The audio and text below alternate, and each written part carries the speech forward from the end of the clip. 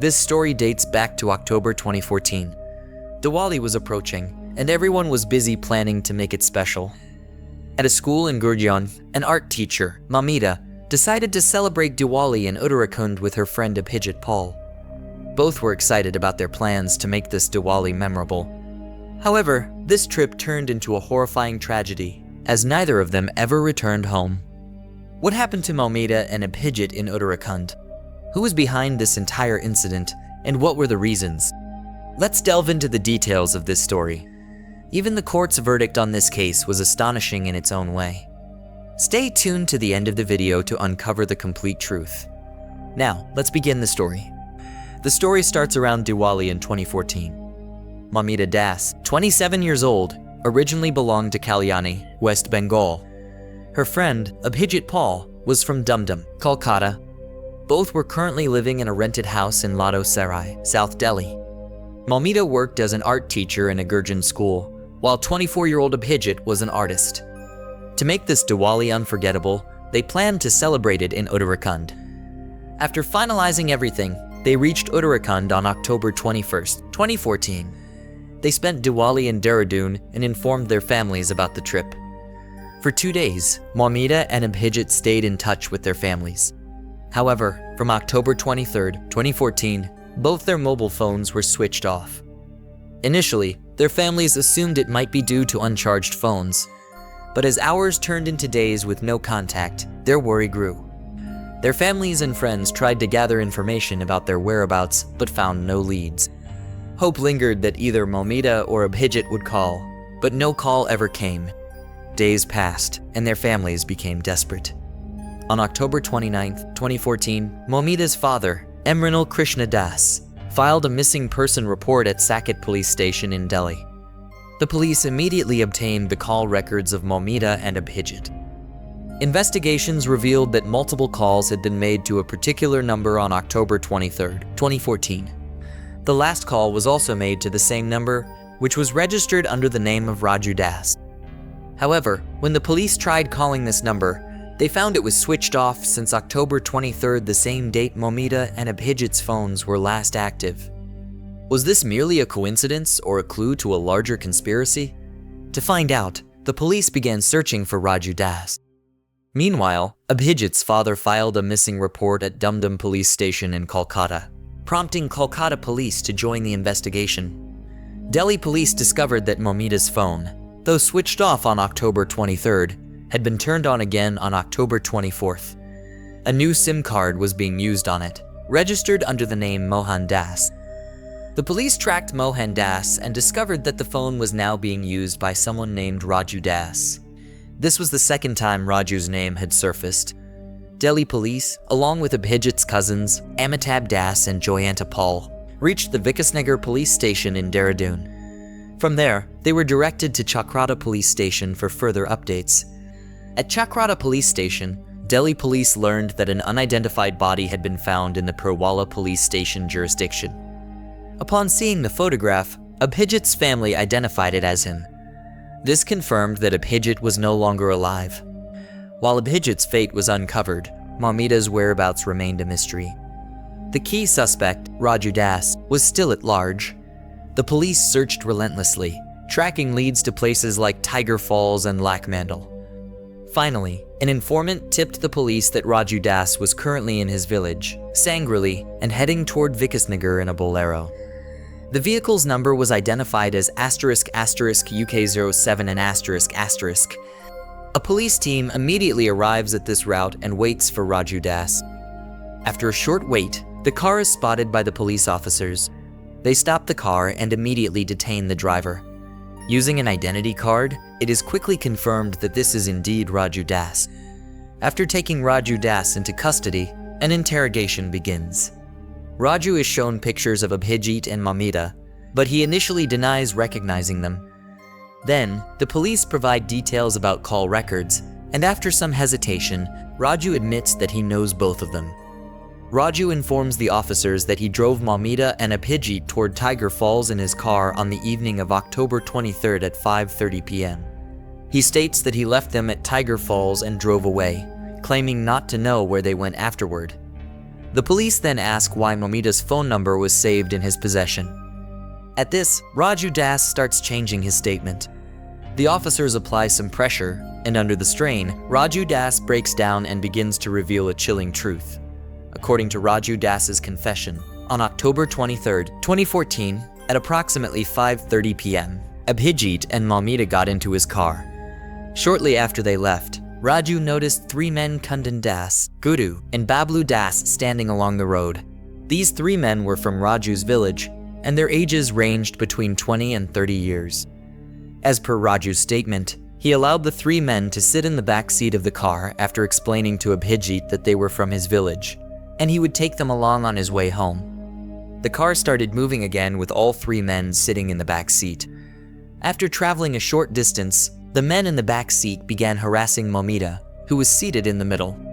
Abhijit protested and asked Raju to stop the car, but the three men started assaulting Abhijit inside the moving vehicle.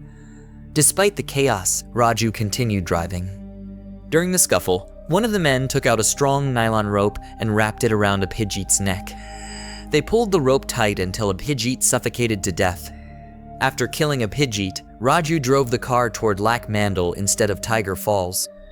Meanwhile, they moved Abhijit's body to the back of the car, and the three men sat next to Moumita, who was still seated in the middle. Raju stated that Moumita was struggling, crying for help, and trying to resist, but the men gagged her. Amidst this, Raju drove the car to a deserted area. There, they forcibly removed Moumita from the car. Raju, Guru, and Kundan held her down while Bablu brutally assaulted her. According to Raju's confession, after assaulting Moumita, the men feared that she would report everything to the police if left alive. Hence, they decided to kill her as well. Using Moumita's scarf, they strangled her. Once she was dead, they planned to dispose of both bodies in the Yamuna River. First, they placed Moumita's body in the back seat and drove to the Yamuna Bridge at around 10 or 11 p.m. They threw Moumita's body into the river. As they were about to dispose of Abhijit's body, they saw another car approaching from the opposite direction. Panicking, they abandoned their plan and drove away with Abhijit's body still in the car. The group traveled toward Nagyan and, finding an isolated spot, threw Abhijit's body into a deep gorge. Before disposing of the bodies, they looted Abhijit and Moumita's belongings, including their wallets and clothes. During Raju's interrogation, a small wallet was found in his pocket containing rupee 20, a voter ID card, and a photo ID of Abhijit. Raju admitted that he had stolen the wallet from Abhijit's pocket. When the police asked about the whereabouts of Bablu, Kundan, and Guru, Raju revealed that they were still in the village. Acting on this information, the police rushed to the village of Tung. As they entered the village, they spotted three men, Kundan, Bablu, and Guru, approaching them.